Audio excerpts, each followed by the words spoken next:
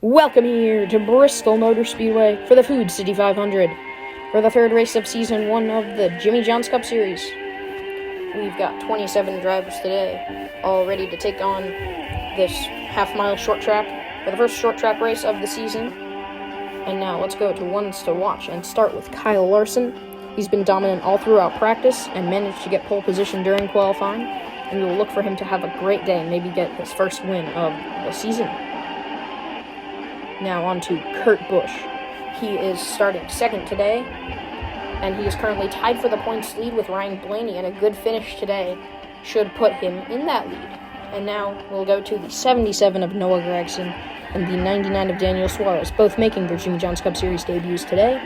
And they're starting towards the rear, although we'll see if they can get up in the field during today's race. And now with that, we will go to starting lineups. Kyle Larson and Kurt Busch, Martin Truex Jr. and Kyle Busch, Denny Hamlin and Kevin Harvick, Chase Elliott and Matt DiBenedetto, Ryan Blaney and Eric Jones, Joey Logano and Brad Keselowski, Eric Almirola and Christopher Bell, Alex Bowman and Tyler Reddick, Austin Dillon and Chase Briscoe, William Byron and Ross Chastain, Cole Custer and Daniel Suarez, Chris Buescher and Noah Gragson, Ricky Stenhouse Jr. and Ryan Newman, and Bubba Wallace. The green flag is out, the pace car is off, and Kyle Larson will lead the field to the line. Into turns 1 and 2, Larson is going to jump up and block Kurt Busch and take his preferred outside lane, which opens the door for Martin Truex Jr. on the bottom. They'll pull side by side, but Kyle Larson looks to have the advantage on the outside lane, and he will, and as he clears Truex and leads the first lap, as Hamlin makes it 3 wide up the middle, and DiBenedetto makes it 3 wide further back. Now Chase Elliott making it 4 wide up the middle and into second place, and he will challenge his Hendrick teammate of Larson for the lead up the inside. But it looks like Kyle Larson will keep it, and yes he will, and he will clear Elliott as Blaney is now rolled into third. And then we have a caution out, car spinning in the infield, that's Christopher Bell. Let's take a look at the replay. He just gets really loose off of the back of Eric Almirola and has a hard hit into the wall.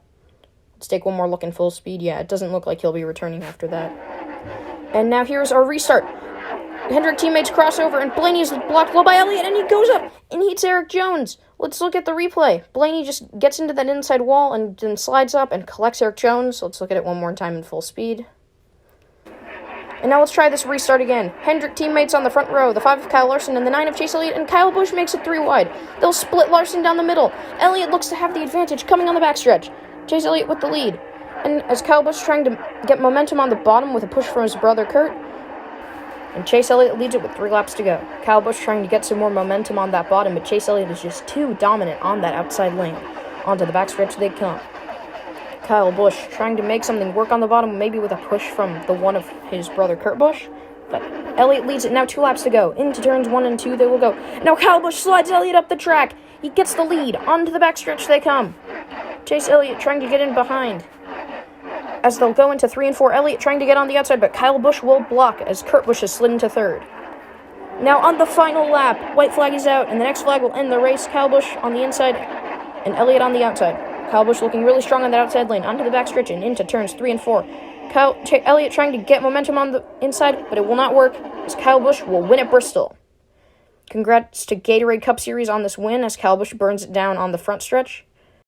And Chase Elliott cannot be too happy after that one. Let's take a look at how Kyle Busch got the lead. Just coming into 1 and 2, he just slides Chase Elliott up the track. And now let's look at our finishing results. Of course, Kyle Busch getting that win. Elliott still able to go to a second. And now Brad Keselowski got third place. Then the one of Kurt Busch got 4th. And your Daytona 500 winner, Tyler Reddick, got 5th. Pole sitter Kyle Larson got 6th. And then Matt DiBenedetto got a top 10. And last week's winner, Martin Truex Jr. did as well. And then our 3 DNFs at the back, of course, Christopher Bell. Then Ryan Blaney, who unfortunately took out Eric Jones. I do not think that was on purpose. It just looked like he got into that inside wall. And then there was just nothing he could do from there. And Bubba Wallace getting 18th. That's a pretty good finish for him. As well as Daniel Suarez in his debut getting 12th. Although not too good for Noah Gragson. He's in 19th. I believe that was about where he started. Although maybe he started a little further back. Now let's take a look at your point standings. Kyle Busch, you can see his name in green now as he's locked into the playoffs with his Joe Gibbs Racing teammate of Martin Truex Jr. and the RCR car of Tyler Reddick as Kurt Busch is out to the points lead.